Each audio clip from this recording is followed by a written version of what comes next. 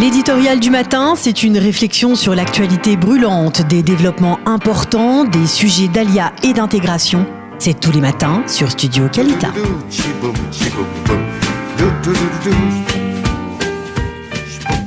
Amélie Ababou, bonjour. Bonjour Daniel.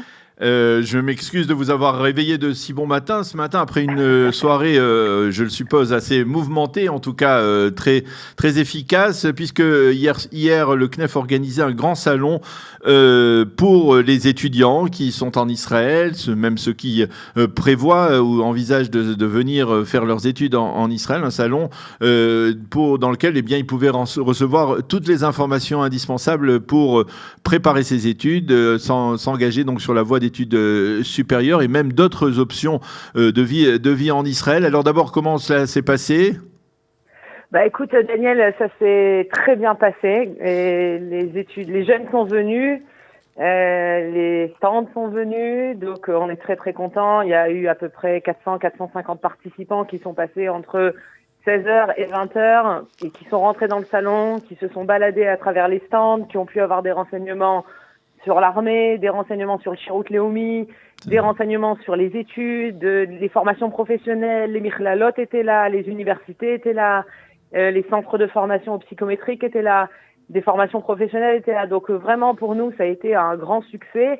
Et on sait que grâce à ce salon, les jeunes ont pu avoir beaucoup d'informations qui étaient très importantes. Alors, parmi les questions que l'on a posées, que ces jeunes ont posées, quelles sont les préoccupations de ces jeunes? Quelles sont les orientations qui les préoccupent le plus, qu'ils souhaitent, en tout cas, quelles sont les voies dans lesquelles ils souhaitent s'engager?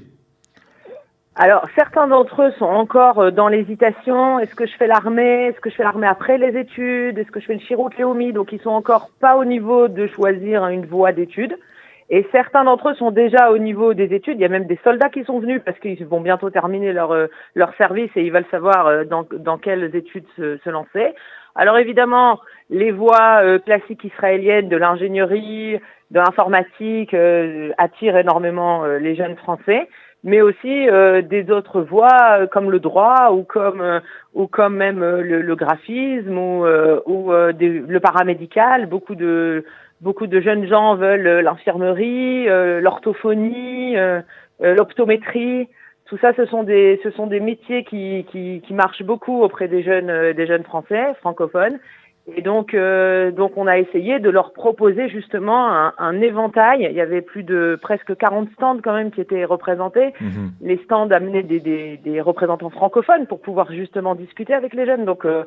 Donc je pense que là-dessus, c'était une réussite. Et d'une certaine manière, on peut dire que c'est l'expression en fait de l'expertise du CNEF en matière de conseil et d'orientation, parce que on peut le dire, le CNEF s'est imposé en particulier au cours des dernières années dans ce domaine bien spécifique, et l'association est la seule à répondre aux besoins, aux questionnements des jeunes, des étudiants, de ceux qui arrivent en Israël, de ceux qui même préparent leur alia. Exactement, c'est ce qu'on répète tout le temps. Permettre aux jeunes de recevoir de l'orientation et de l'information, ce n'est pas comme les familles, ce n'est pas comme les personnes âgées, c'est une population très particulière. Et le CNEF est vraiment spécialisé dans cette population. Aujourd'hui, le CNEF a un centre d'information et d'orientation dirigé par Gamliel Gotchel, qui a d'ailleurs été le grand organisateur de cet événement hier soir.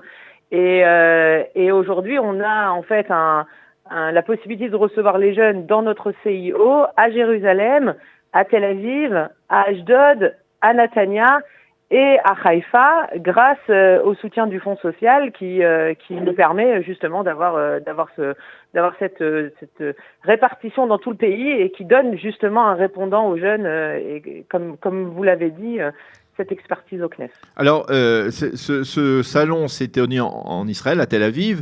On a plutôt l'habitude, en général, lorsqu'on parle des salons d'orientation, de conseils, de les voir, ces salons en France, à Paris, à Marseille, à Lyon, dans les grandes communautés juives. Est-ce que finalement, ça donne aussi des idées au CNEF pour organiser de tels salons en France, avant même que les jeunes ne fassent leur alia ?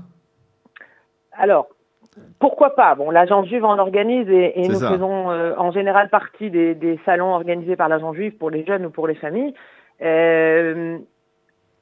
Ils ont besoin d'une certaine maturité quand même, les jeunes. C'est-à-dire qu'ils ont besoin d'arriver en Israël, ils ont besoin de comprendre un petit peu Israël afin de pouvoir bien choisir leur avenir. C'est compliqué quand ils sont encore en France de leur montrer les différences qui existent en Israël parce qu'ils n'ont pas encore compris, ils n'ont pas encore adapté une certaine culture, une certaine différence. Donc le salon vient servir quelque chose qu'on n'est peut-être pas en mesure, pas de donner, mais ils ne sont pas en mesure de recevoir quand ils sont encore en France. Oui. En France, ils vont peut-être choisir le programme Massa dans lequel ils vont participer, ils vont peut-être choisir le moyen d'intégration qu'ils ont besoin, mais ça sera peut-être difficile dès la France de choisir leur avenir en Israël parce qu'ils ne connaissent pas encore suffisamment bien le pays. Et donc c'est pour ça que ce salon, déjà depuis très longtemps, ça fait très longtemps que le CNEF organise ce salon, répond justement à ces besoins-là bien particuliers. Les jeunes sont en Israël déjà depuis 6 mois, 1 an, 2 ans, 3 ans, ils sont à la fin de leur service militaire et donc c'est le moment où ils doivent vraiment avoir des réponses et être les mieux conseillés et donc c'est pour ça que ce salon a lieu juste là maintenant. Pourquoi justement au mois de mars? Ben oui, parce que il faut préparer l'année prochaine. Voilà, non mais les psychométriques ont lieu le 28 mars. Donc en fait, les jeunes ont besoin de savoir dans quel but ils passent l'examen. Il faut qu'ils sachent qu'ils doivent rentrer en droit et donc c'est pour ça qu'ils doivent avoir une bonne note. Oui. Eh bien, merci beaucoup Amélie Ababou de nous avoir donné des échos de ce grand salon d'orientation des études supérieures pour les jeunes candidats, en tout cas les jeunes Olim ou en tout cas qui s'apprêtent à devenir Olim Khadashi. Merci d'avoir été avec nous ce matin et Be'atzlacha pour la suite de votre action. Merci Daniel. Voilà, bonne journée. Voilà, il est 8h55 sur Studio Kalita. Eliana nous a rejoint pour nous présenter les émissions qui vont suivre, les chroniques de Cathy Choukroun. Tout à fait, Daniel. Alors, on va commencer par un Israël, comment ça marche, qui nous parlera du chouk. Et on aura ensuite une Alia Story avec Patricia Amar, suivie à 10h sur Facebook en live de Bernard Zanzouri, qui recevra dans plein lado aujourd'hui un adolescent en pleine crise de maturité. Voilà, qui s'appelle Ariel Kandel. Voilà, c'est ça, d'accord.